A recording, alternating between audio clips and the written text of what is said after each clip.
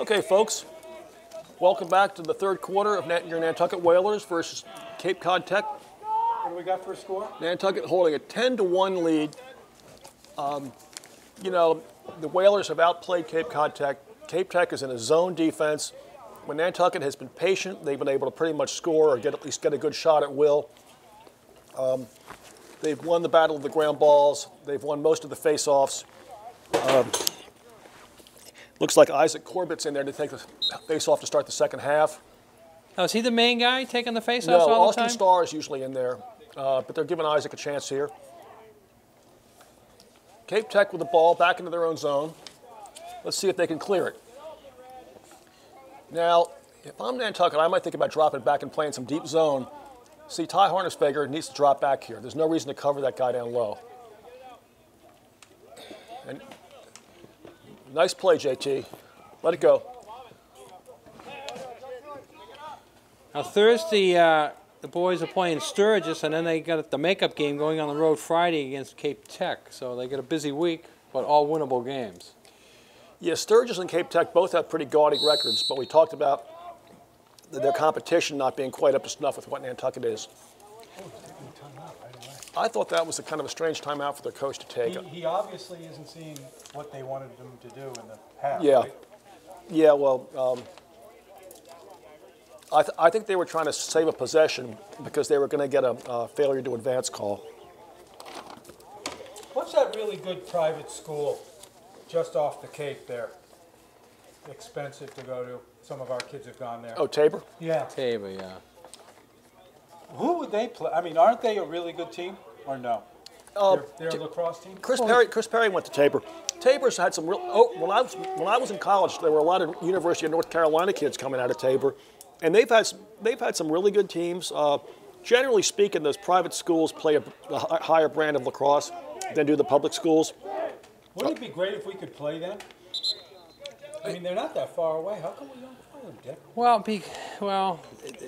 It's almost two different worlds. Every once in a while, you might get a JV game or something with them, but they're two different worlds, and it doesn't cross over. No. Yeah, well, you know, down where I grew up, we used to play. I went to a private school. We played public schools all the time, but in Massachusetts, you just don't see it, and they have leagues, and their schedules are full.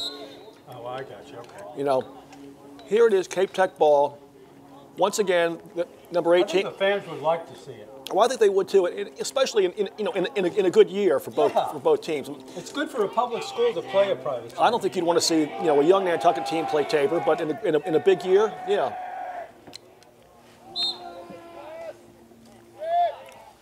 Turnover by the Whalers. It's a little sloppy start here to the second half. Yeah, Nantucket's youth from time to time shows itself, and that was one of those times. You pull that ball out to the side, have your attackman show for you, and then Cape Tech returns the favor almost.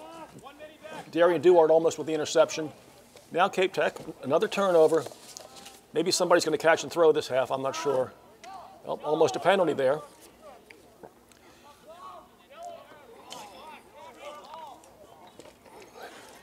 Isaac Corbett after that ball, now Natty Davidson. Now, when we get a tournament time, that's around the corner. Do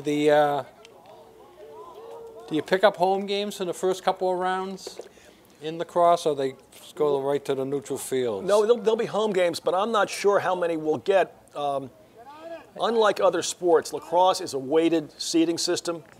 It's 30% pure winning percentage. In most sports, it's 100% pure winning percentage. Right. But in lacrosse, they take your strength of schedule into account, and they also the last 30% is committee opinion, which basically means the good old boy network decides how good they think you are. You know, and when you don't play, we should. I mean, at the rate we have right now, we should end up with 14 wins, I would say. That has to get us at least one home game. We play 20 games. I think we should have 17 wins. But so you think we got 3 losses right now? So you think we're going to go 17-3? You think we're going to? I think we should. Oh. And the thing is, you had it first on 99. Rick says they're going to roll the tables. But well, if everybody's present and accounted for and plays well, they should. They certainly will be favored in all games if everybody's there. Well, if they go 17-3, then they have to get at least one home game, if not 2. Yeah, they will. But I mean, it won't be. I mean, to get the 2 home games, you got to be in the top 4, right? Yeah, well, you're second. Also, it's changed since the last time I was involved because now they have it divided up into North and South. Right. And truthfully, most of the better Division III teams are in the South. So, you know, you might face, for instance, a Norwell team or a Cohasset team that's had a barely over 500 record, but that is very strong. Oh yeah, but I understand all that there. But what I'm saying is, if to get 2 home games, you got to be in the top 4 because.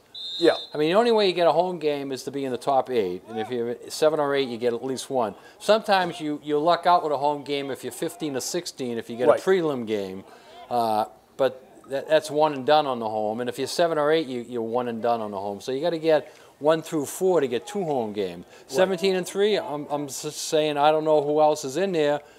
You mentioned there's 3 other tough teams. Why wouldn't Nantucket be 4th if they're 17 and 3? No, well, but as I said, I remember being on the committee one year when there was a Vogue school that I think they only had 1 loss, and they were given a very low seed by the powers that be.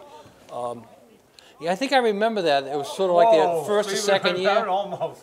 First or second year playing. Yeah. Almost. Yeah. It was funny to see them get a real bad seed with the record they had. That was a nice catch. Now, here's the lefty player. Nantucket's got to get back. You can see 2 or 3 Nantucket midfielders still upfield on the offensive end. They needed to get back in the hole that time. That kid, though, there's 16, the lefty, he can't shoot worth a bean. Not 16, 35? No, 35. He can't shoot worth a bean because he's had 3 or 4 looks like that already in this game and hasn't even got the ball on net. Well, it's pretty clear that he's not going to go right-handed, and 18's not going to go left-handed. Oh, that was a big save. That was a nice shot and a better save. Was. Yeah. It was. Yeah, he went across. A good view of that. He went across his body on that save. That was a nice play, guys. Now Alex has got the ball. Drops it on the split dodge. Gets it up again. Let's just. We don't need to shoot here. Just get a possession. Slow it down. Get it behind. Let's see if we can run a little zone offense. Little active off ball. No scoring so far in the second half, 5 minutes in. You know, Duard almost had another goal from JT that last time, and once again, it's because they're playing against that zone, and there's a little you know, an outside shot like that. That's not a bad shot, though, if you roll it along the ground, is it? It's not. We used to call that a worm burner, but you know. That's like a hockey play there with the defender in front of the goalie jumping to let the ball go through. Exactly. We don't need a goal here. What we need is some good zone offense and just trying to get something out of this second half. Move the ball around, be active off ball once again, and see if we can get some more people in the scorebook. And there's JT active off ball and shoots it high and stick side. And now our defense is asleep. You need to be covering that guy. But Bartlett comes up with the ball with tone for letting the guy get open. Well, the Cape Tech goalie just decides to fire it out. Easiest way out, but it comes right back in. You see Terrain was advancing the ball. His teammate was standing right next to him and didn't bother to tell him that there was somebody behind him. Once again, communication's got to be a little bit better at both ends of the field as you go into the playoff time. You'll be playing against teams that communicate well, and that's what we need to do. You know, low percentage pass, and now see if we can get the ball back. The Whalers check it away. It'll be white ball. Gambaroni picks it up. Gambaroni is closing in on 80 points for the year. In fact, I think he probably went over that today. Has Nantucket ever had a 100-point score in a year? Matt Arisman may have been close. Mike Lindley may have been close. But I think this actually might be a record-scoring year for JT. He came in unofficially. I had him down for 74 points coming into today, and he has a good chance to get to the 100 mark then, because there's still a handful of games left plus playoffs. He's got 7 points today, so he's got 81 points unofficially. And I may have missed a game when I looked at the scorebook. I didn't see the first North Reading game in there. Now Nantucket, a little tentative. They're not talking. You should hear a nonstop conversation out there right now.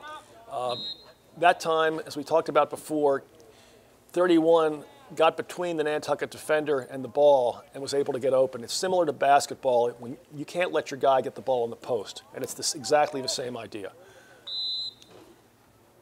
Cape Tech bringing it on. Nantucket in their man-to-man defense. Cape Tech turns the corner, loose ball, picked up again by Lombardi. I tell you, he's had a great game today, and he played really well yesterday. Nantucket was hoping to get some. Look at that pass. Nice play. Wow. Nice play. Harness Fager to Duarte. You know, they've done that a few times this year. When you talk about off-ball play, that's what we mean. Duarte saw a little space there, cut to daylight, and pretty play. So that makes it 10 goals ahead. You know what that means? Well, if it gets into the fourth quarter and we still have that lead, then the clock is running. The mercy rule. The mercy rule. We want to be politically correct. There's a song in the 60s, Mercy, right? I forget the words to it. Wait a minute. 60s?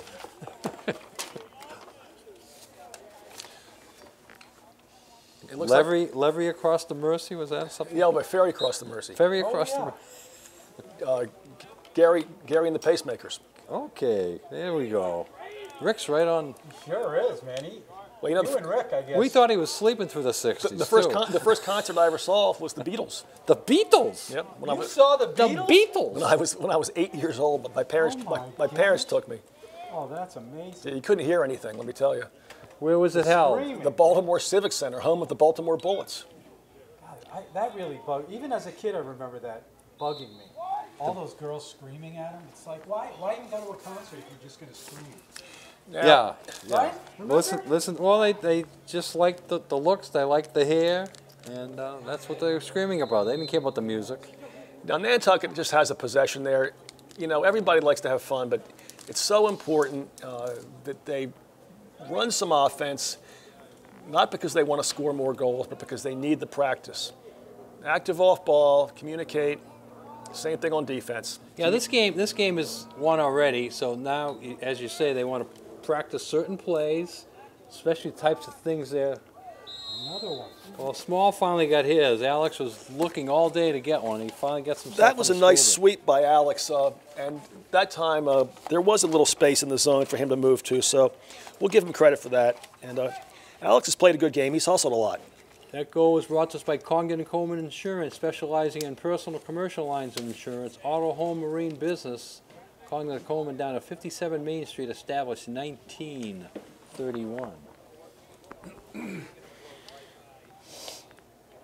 It was nice to see James Aloisi down on the sideline before the game. I think he's still there. I think I just saw him a few minutes ago. Yeah, he had just finished his first year competing for St. Michael's College, and or maybe because it was his second year. He was injured last year, but I saw his name in the scoring column a couple times this year online. Is their season over then already? Their season's over. Because all the tournaments are beginning. St. Michael's is in D2. They play a really difficult schedule. Brian DePass, you may remember him. He played for D2 Belmont Abbey this year and was injured for part of the season, but he had a good year. They're a very strong program. And then, of course, Dylan Perry for the second time is captain at Stonehill College. And Dana Sundell and is down there at Salve, Virginia. And Jack Sylvia from last year is at Roger Williams. It's interesting to see so many kids from this program go on and play at another level. I think Alex has been watching too many Canadian players. He's doing the one-handed cradle there. Not necessarily his game at this point. Now you mentioned some of the smaller schools. The Division I tournament starting. What are we looking at coming up in Division I? Well, it's been an extremely exciting year in college lacrosse. Division I, probably this year's tournament is more wide open than it's ever been before. It's going to be there's a big save there by Cape Tech. Yep. Nice play by Cape Tech. Oh, what a pick that was, huh? Number 18, their big right-handed midi. He scored the first goal, right? Yep, and now he's going back lefty, and Nantucket picks it up, and let's move it forward. Okay, here comes a classic fast break if we'll set it up. Duart with a nice take there. You'd like to see Nantucket get in a triangle there and get the ball to the right-handed guy up top, but anyway. Now, a lot of these kids that went on to these nice schools, they got scholarships. Is that correct? No. Not always, no. No? Not always. At the Division III level, there's technically no scholarships. It's basically, you might get a grant and aid. Okay. And also, at the better Division II teams, for instance, in the NASCAC with Bates and all those schools where Bates was actually #1 in Division III right now, those coaches are allowed to make suggestions about who they might like to get in, 1 or 2 players, but it's not like it is in Division I where basically they're hired guns almost. But most of those kids' names you mentioned from Nantucket, Gino, want to play at the next level, so they can't go to a Duke and expect to play. So they gotta find a school where they think they have a chance to play, and it sounds like with all of them playing, they all made the right choice, getting into a program where they can play at another level. There are so many teams playing college or high school lacrosse now. You're talking about thousands. Sure. And it's really difficult to make a Division I roster these days. And also in Division III, every year some of the schools, Devin Higgins, I didn't mention him, is at Wheaton. And he's had a good 4-year career there. It's more and more difficult every year to make a Division III roster, let alone Division I. At the Division I level, you've got to be a really first-class athlete as well as being a good lacrosse player. I mean, the typical Division I player has the kind of athleticism that you might see in a guy like Alex here, except maybe even a little more so, and they've been playing lacrosse for a long time. But you mentioned the tournament, Dick. There's some great games coming up. Johns Hopkins hosts Duke. Air Force goes to Denver. Notre Dame hosts a good Marquette team. Whoa, gosh. Wow, that was Collision. brutal. Collision on the field and a collision on the We saw it sidelines. right here. Right in front of That us. was the intensity of lacrosse. Yeah, there's a lot of good teams here, Dick. And, Give us the rest of the pairings, yeah. well, you got Ohio State hosting Loyola. Towson going to Penn State. Notre Dame Marquette. #1 Maryland will probably end up playing Bryant. And Albany hosts North Carolina.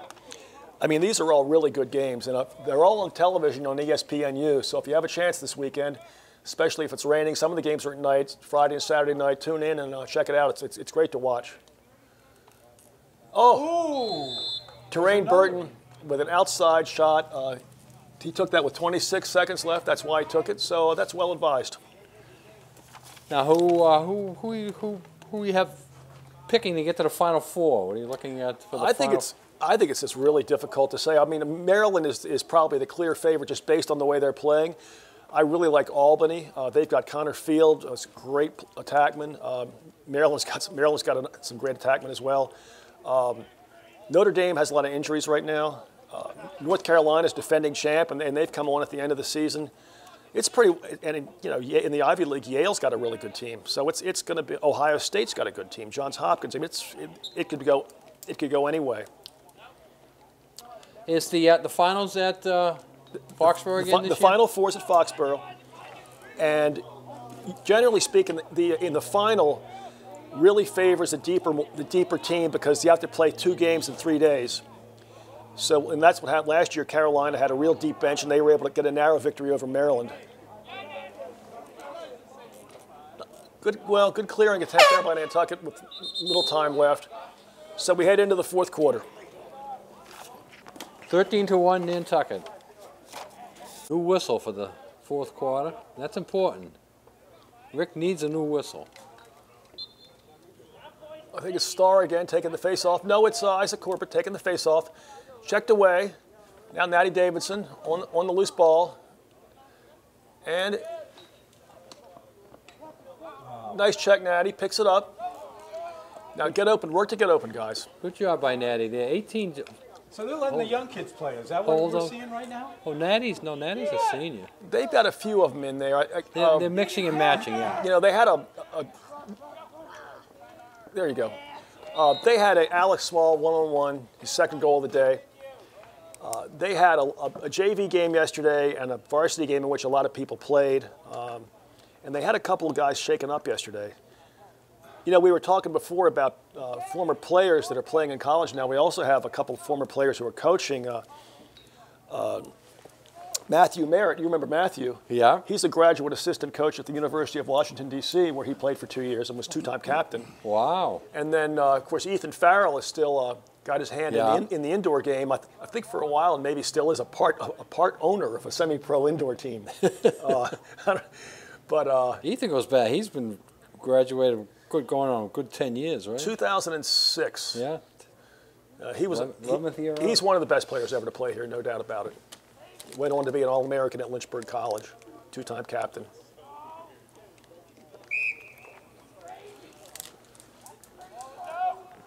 Corbett looking pretty good in there. Rakes it out, picked up by terrain there.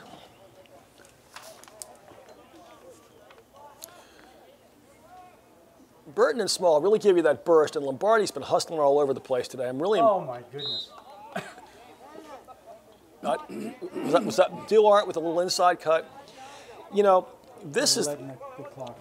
Oh, they just stopped. They stop it on goals. This is the problem with, I think, as someone who likes to coach and all that. When you have a young team and you play zone all the time, your players don't necessarily learn some of the fundamentals of having to cover up, and and sometimes you're not doing your team a favor by playing pure zone. Cape Tech has struggled with covering those little open spaces in front of the goal, and that time Duart got to one and had an easy shot. Yeah, that was an easy shot there, and that's Duart's 5th of the day. That goal brought to us by Fairgrounds Restaurant, Pudley's Pub, Sports Bar. Check them out. Portable menus, lunch, dinner, pizza parties for kids at Pudley's Pub.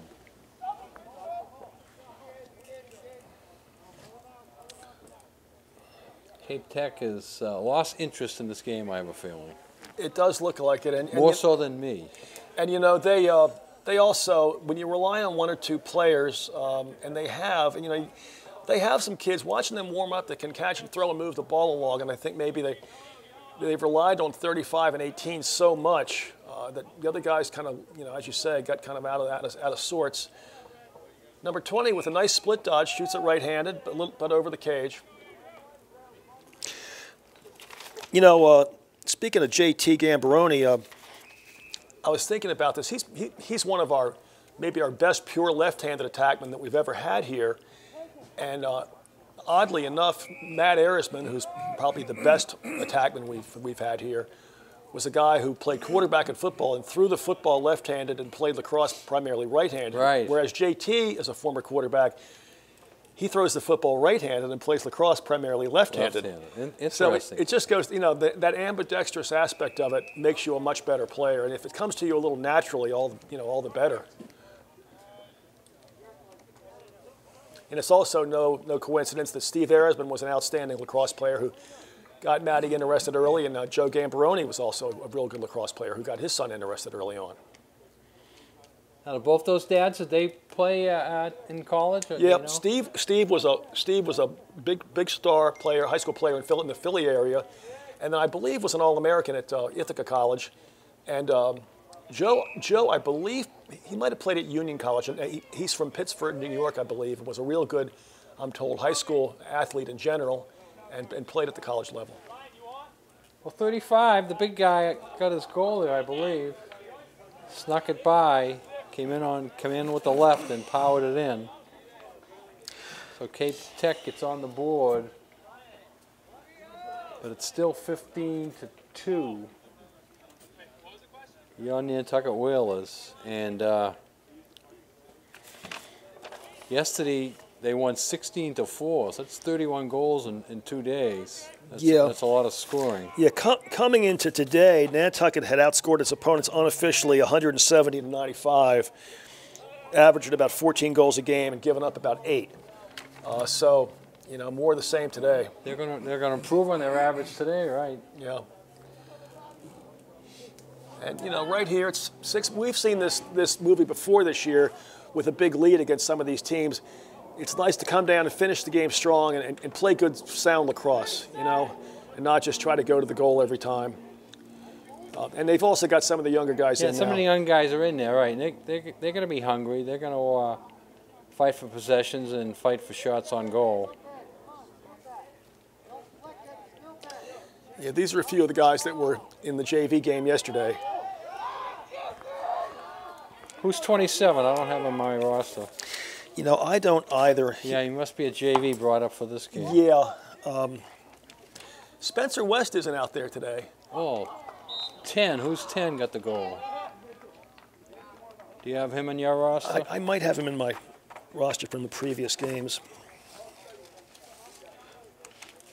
So the goal was scored there by 10. We'll see if we can find his name on one of our rosters here. I don't see him on mine. I do have another one here, but that goal was brought to us by the Segro. Lunch Monday to Saturday, 11:30 to 2. Bar opens at 5. Dinner Monday to Saturday, 5:30 to closing time. Check out all the specials at thesegrill.com. 27.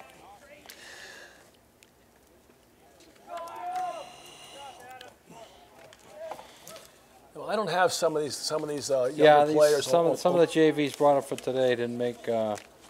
I have one roster with all the names on them, but I don't have all the numbers for them. Well, I'm sure if they're watching back home and their folks are watching, they'll recognize themselves. And they'll let us know too. But they've got Gino's number, not mine. So Cam Bartlett's going to bring it on. It's nice to see the young guys get in there too. You know, Nantucket being so young. I mean, you know, you have to remember not to be too hard on any of these kids. I can recall as being a high school sophomore, most of us had to play JV for 2 years. And when you did get out there against the varsity competition, you were pretty nervous. You know, Sure. Here on Nantucket, nice off-ball movement there. Now there's Spencer West. Didn't see him out here much today. He played quite a bit in the game yesterday.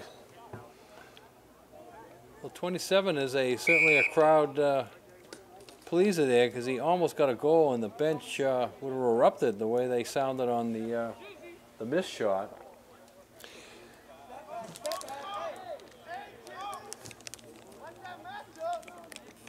We're going to do our 3 stars here, Rick, in a few minutes. I'll be looking over my sheet here, see what I'm going to come up with.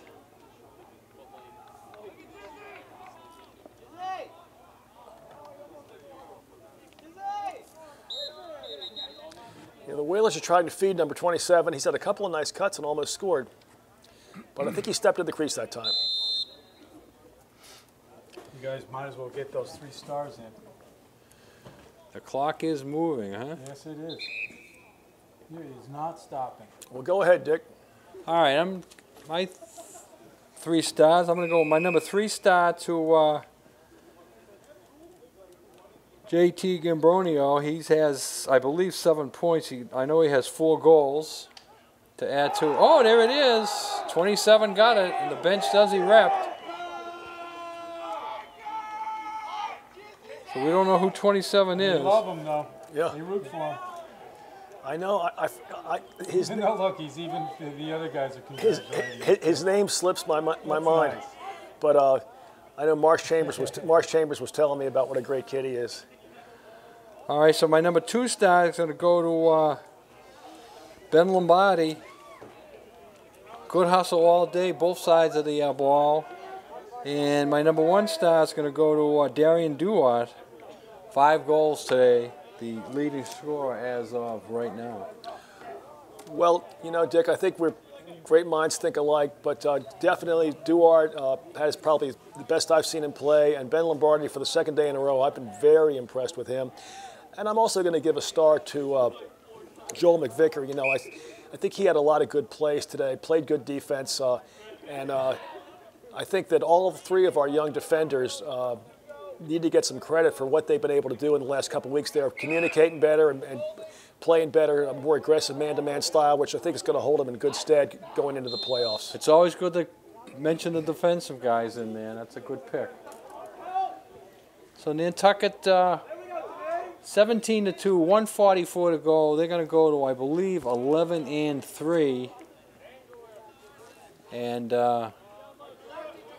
you hit it here first. Rick is picking the Wills to run the table, win the next 6, Gino, and finish 17-3. Well, you know, they've got what? It's a good year, isn't it? That'd be a good year.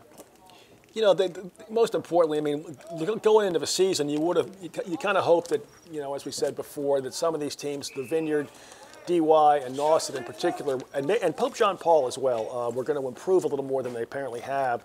They all seem to be a little bit down this year. Pope John Paul with a new coach, Greg Clements left, and he was kind of working hard on that program. I don't know what happened, but I know he's going back. He's back. Well, next Tuesday we're supposed to cover the John Paul game, so that we'll get to see them.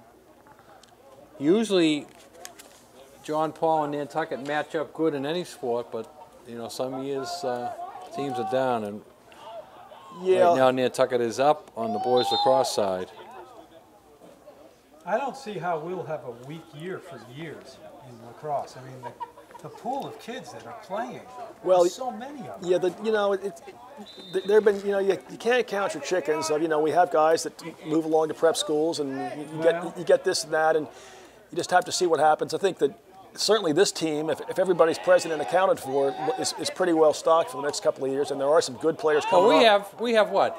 3 or 4 players that could be playing on this team that are away at like prep schools. 3 or 4, try 7. 7. So there you go, Gino. You know, that's why the younger kids are getting a chance to play. If those 7 were here playing, those younger kids wouldn't be getting as much time out on the field as possible.